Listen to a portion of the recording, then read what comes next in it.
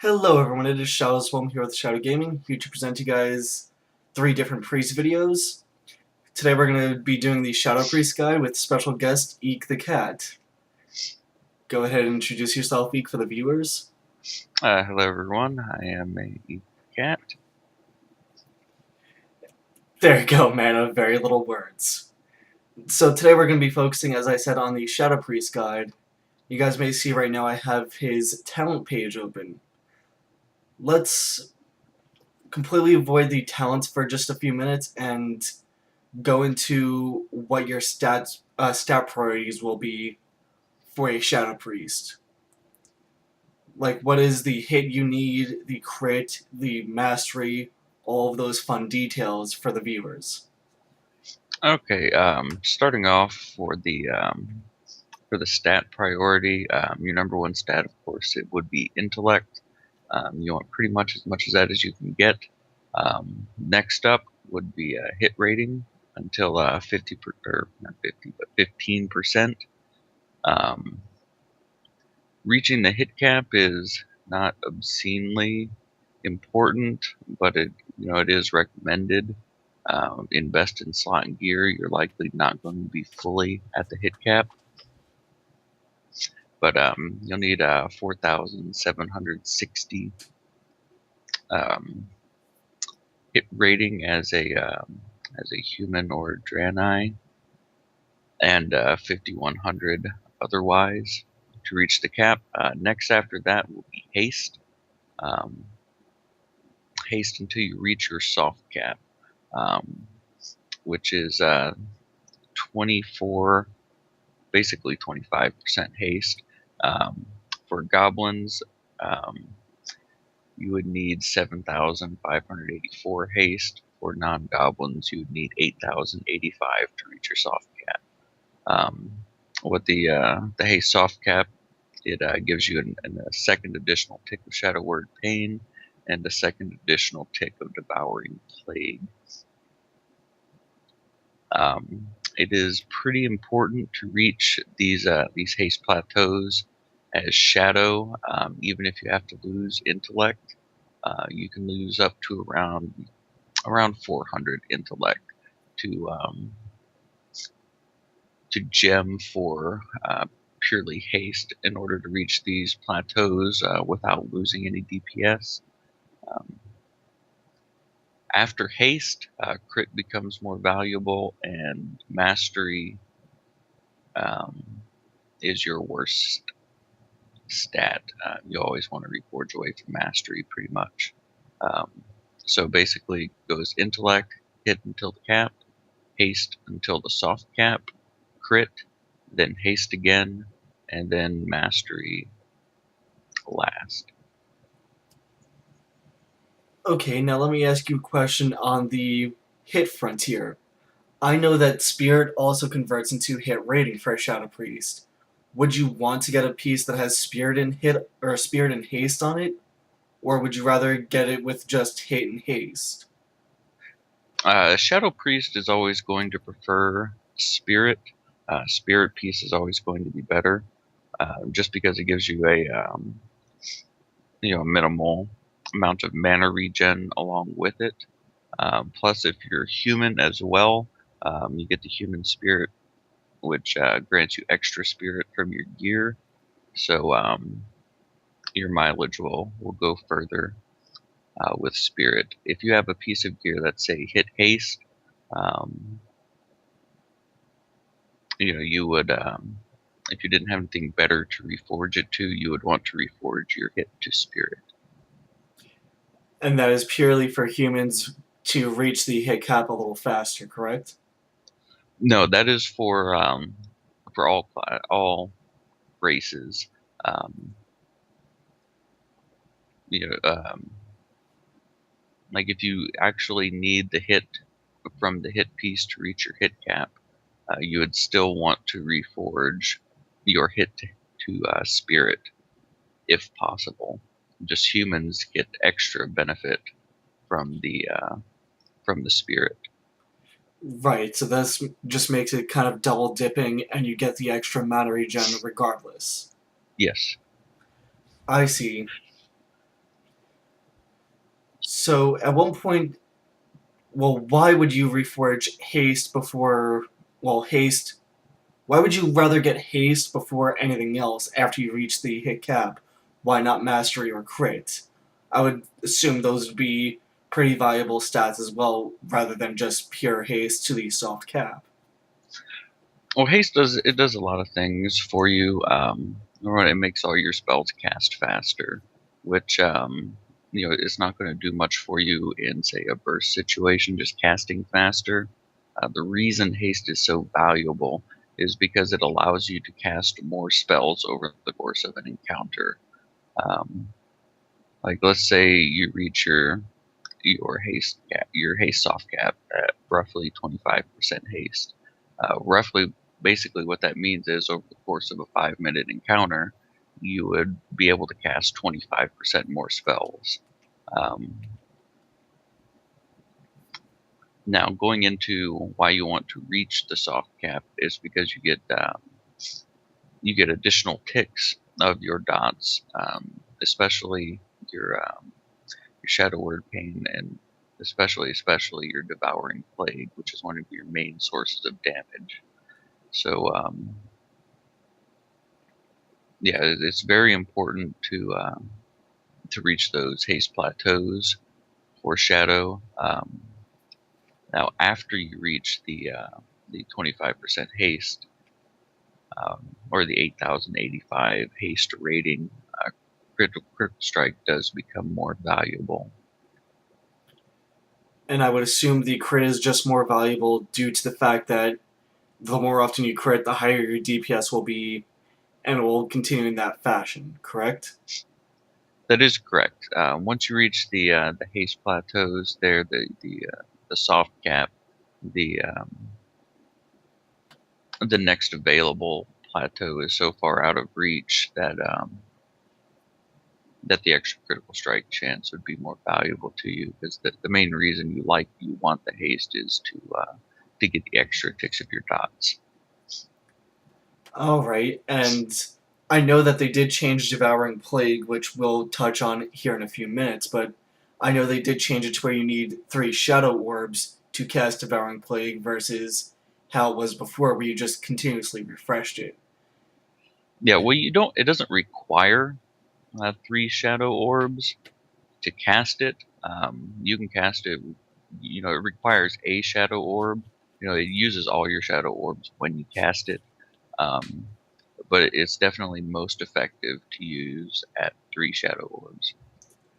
All right, and the crit comes before Mastery for stat weights, just because the crit, obviously, as you said, is more valuable than mastery, but why is that? Other than the fact that crits can happen more often, what does the mastery do that makes it not as worthwhile as people might think? Well, what the mastery does, it gives you a percentage chance to for your periodic damage to tick twice when it ticks. Um, which off the top of your head, it sounds good. The only real issue with it is just the percentage chance just isn't high enough per point of mastery to outweigh the critical strike chance. I see, so you'd rather have that higher chance to crit with one of your dots that's already applied rather than the extra minor damage that may come from a DOT procking, like your That is Mind Flight, for instance. yes, that's correct. Um, yeah, I mean just point per point, the crit will give you more damage than mastery will, basically. Um, because the critical strike chance also increases your critical strike damage. Um, so it's just the way it scales. Mastery, um, the percentage chance to deal extra damage is just too low. With point per point, you just get more damage out of crit.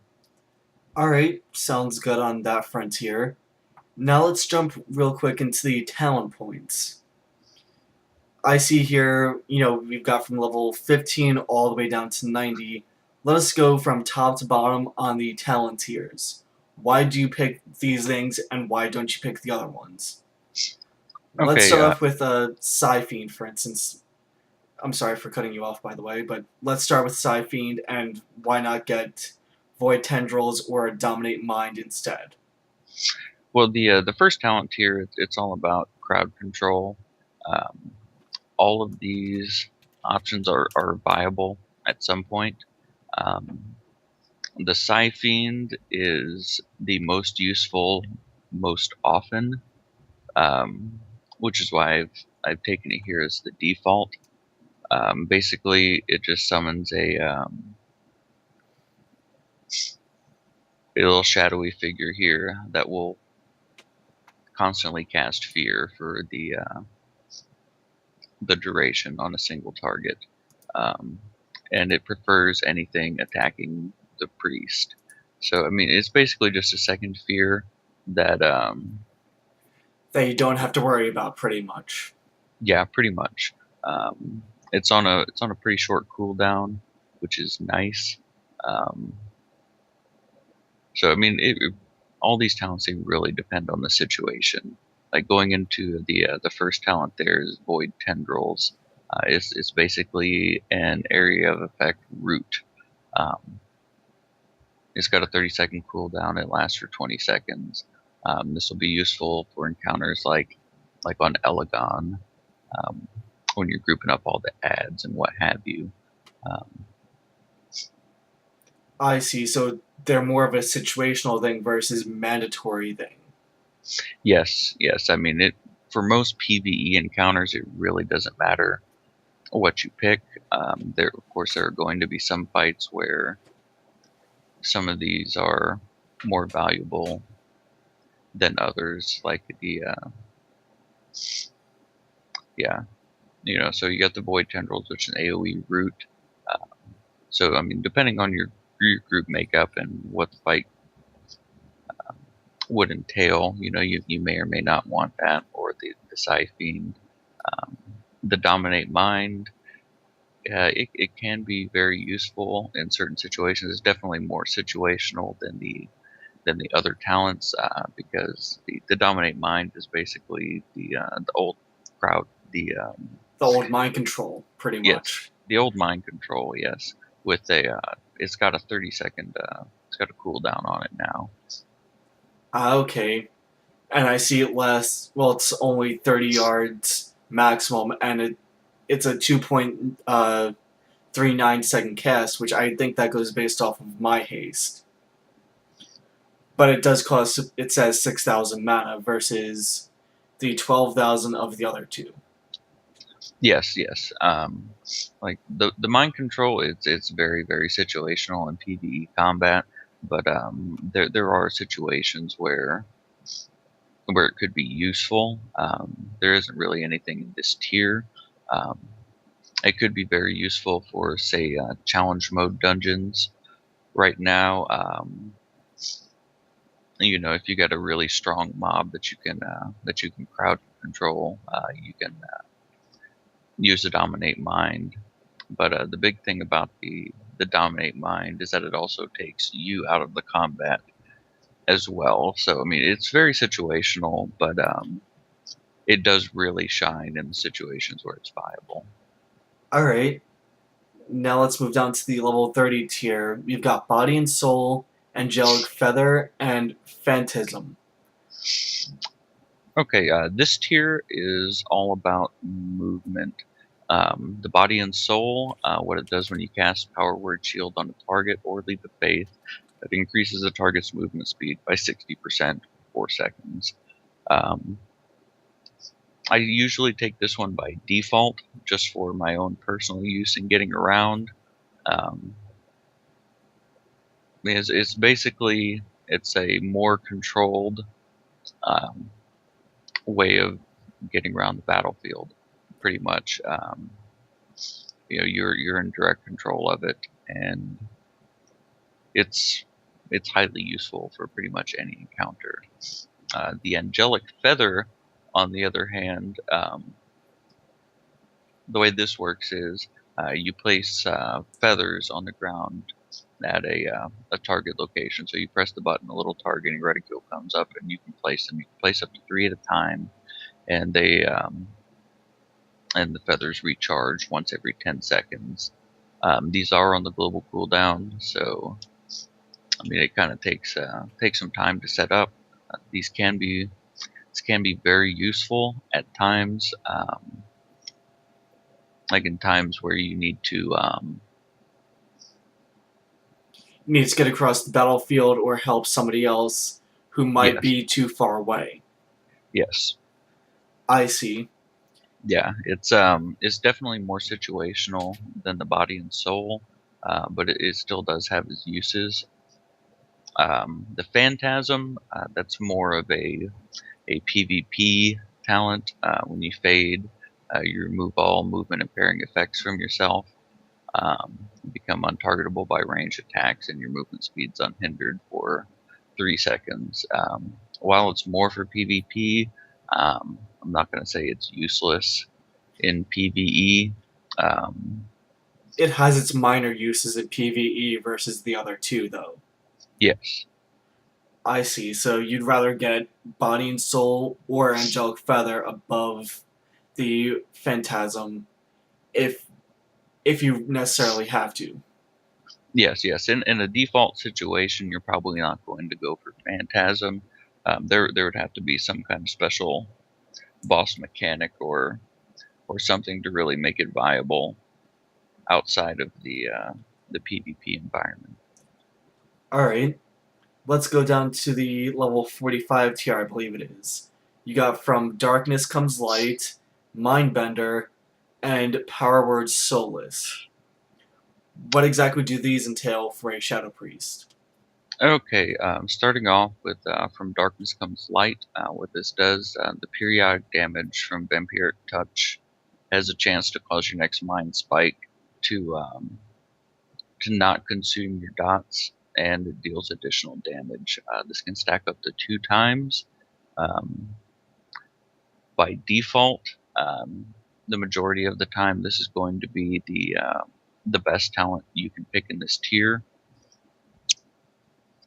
Um, it's I mean, it's essentially just a proc that when it goes off, you press the button. It's got a decent chance to proc.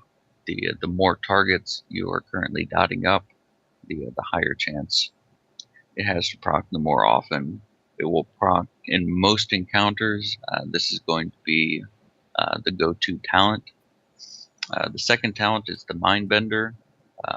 It's essentially just an upgraded version of your Shadow Fiend.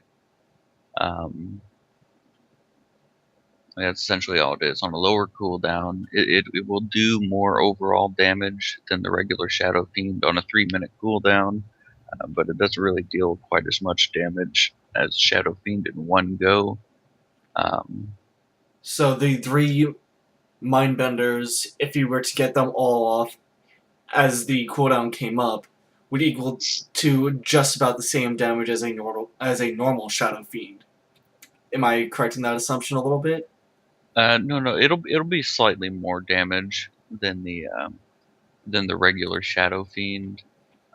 This talent is not really recommended um, for Shadow Priest for most encounters. Um, just because the From Darkness Comes Light, uh, it just does more damage.